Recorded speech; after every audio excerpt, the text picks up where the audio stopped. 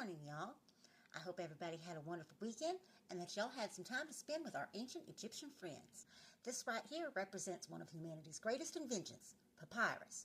While our friends in Mesopotamia were pressing wedges into clay, the Egyptians figured out how to turn river plants into writing material that was lightweight and portable.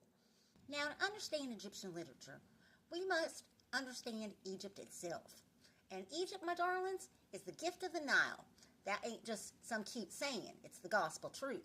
Without the mighty river bringing life-giving floods and fertile soil every year, there'd be nothing but desert. The Egyptians had a different relationship with writing than the Mesopotamians. For them, hieroglyphics weren't just practical, they were magical. The word hieroglyph literally means sacred carving. They believed that these symbols had power. Writing someone's name kept them alive in memory, and scratching them out could erase them from existence. Which brings us to our first major text, the Tale of Sinway. This little story was the ancient Egyptian equivalent of a bestseller. They copied it so many times, archaeologists have found fragments everywhere. It's like finding copies of Harry Potter scattered all over the place, thousands of years from now. So who's this Sinway fella, and what's his story about? Sinway is a court official who overhears something he shouldn't about the assassination of the pharaoh. Faster than you can say catfish jumping, he hightails it out of Egypt, flees across the desert, ends up in Syria. This right here is our first big theme. Sinway finds himself a stranger in a strange land. The Syrian chief welcomes him, gives him land, lets him marry his daughter, and basically adopts him into the family. Sinway becomes a big success. He leads armies, raises children, and lives a good life. But y'all know what? Despite all that success, he never feels at home. There's this aching in his heart for Egypt. And we see the same theme in Gilgamesh. Remember when Enkidu leaves the wilderness to enter civilization? Both stories are wrestling with what it means to belong somewhere, what it means to be separated from your roots. Another big theme in this text is loyalty to the pharaoh and the Egyptian way of life. Even though Sinway runs away, he never stopped identifying as Egyptian. When he fights in Syria, he fights like an Egyptian. When he thinks about death, he worries about proper Egyptian burial. Speaking of which, y'all might have noticed how obsessed the Egyptians were with death. The Egyptians were planning for it their whole lives. They weren't afraid of death. They were afraid of not being prepared for it. Sinway does eventually return to Egypt, and here's where it gets interesting. When the new pharaoh learns Sinway is alive, he sends him a letter saying, "Come on home, sugar, all's forgiven." Listen to how Sinway describes his reaction. "I was like a man seized in the dark. My soul fled, my limbs trembled, my heart was not in my body."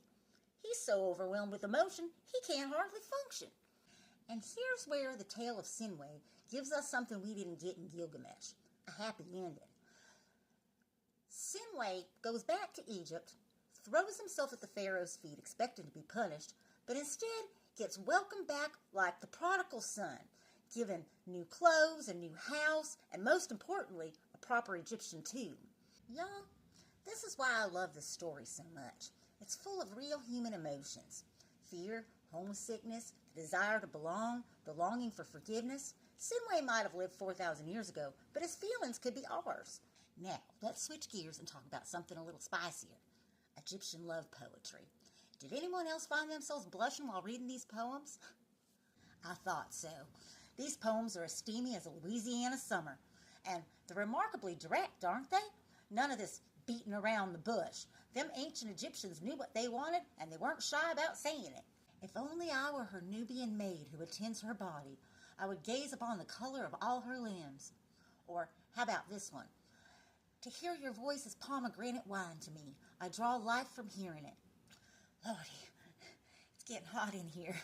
These ancient Egyptians, they sure knew how to express themselves. Let's identify some themes in these poems. First off, we see the beloved compared to sweet fruits, flowers, and precious metals. The natural world becomes a way to express desire.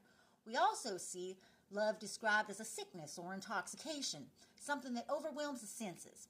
These poems use a lot of sensory language, taste, touch, smell. They're very physical and embodied, not a lot of abstract philosophical musing here. Now, let's take a step back and compare what we read so far.